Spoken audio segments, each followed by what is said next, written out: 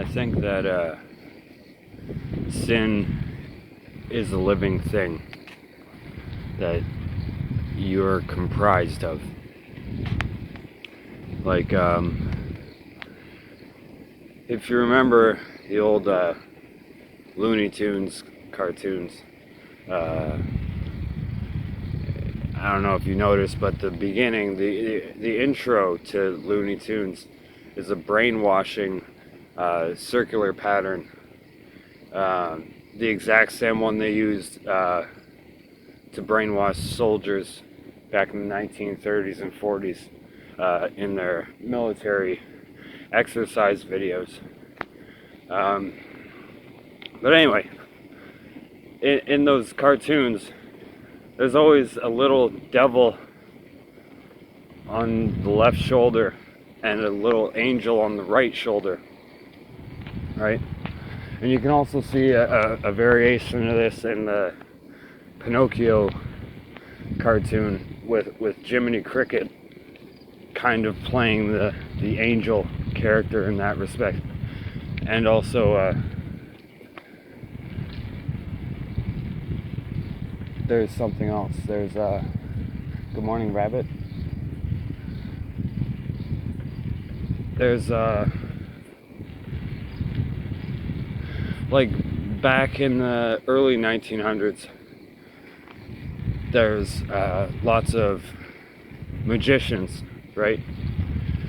Like stage performers, and they would advertise their act in each town they went into by hanging up these very well done paintings, kind of like advertisements nowadays, right? But they're like paintings of the magician, and in every single one, no matter which magician it was, they had a little red devil whispering into their left ear. Now I think that thing whispering into your left ear is actually inside of you. The whispering into your ear is just a visual representation of that thing that's going on inside of your mind. That there's a duality happening inside the human. There's the good part, and then there's the evil part. And every human's like this, I think. And the evil part is literally called sin in the Bible. And the good part is, I guess you'd say the mind of Christ, or the Christ consciousness, right? Like back in the day, they used to say Jiminy Crickets instead of saying Jesus Christ in a you know, like saying God's name in vain, right? They would say that instead. Now it's weird how they use him as like the good conscious part of Pinocchio, right? Which is not a fully human yet. So it's almost like until you're human, this is your conscious. This is your good thinking mind for you to help you through this until you are human. And then you'll have the angel and the devil inside you, right? So I think that might be kind of an explanation of what sin is. It is the part of you that needs to eat and kill and do horrible things for chaotic reasons, right? It's quite literally the reptilian spirit inside of you, right? Like the fallen spirit. Because if there's as above as below in everything, then you have to have a good consciousness and a bad consciousness at the same time.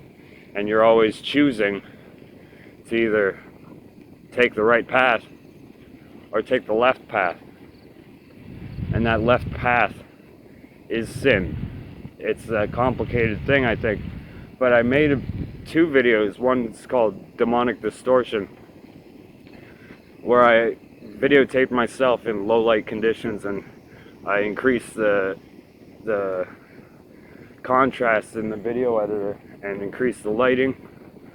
I slowed it down as slow as I can go and zoomed in and went frame by frame, and you could see it.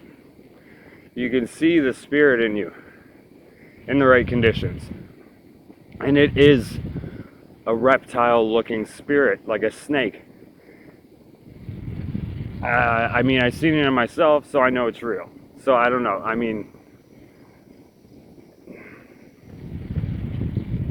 I think that is what sin is. So when it says that Jesus Christ defeated sin, I think it means that he defeated it within himself. That's why he was pure righteousness, right? Like, he always made the right decision because he killed the sin inside of himself. So there was only left the good mind, right? I don't know how you would do that. I mean, obviously he figured it out, right? I mean, God was speaking to him.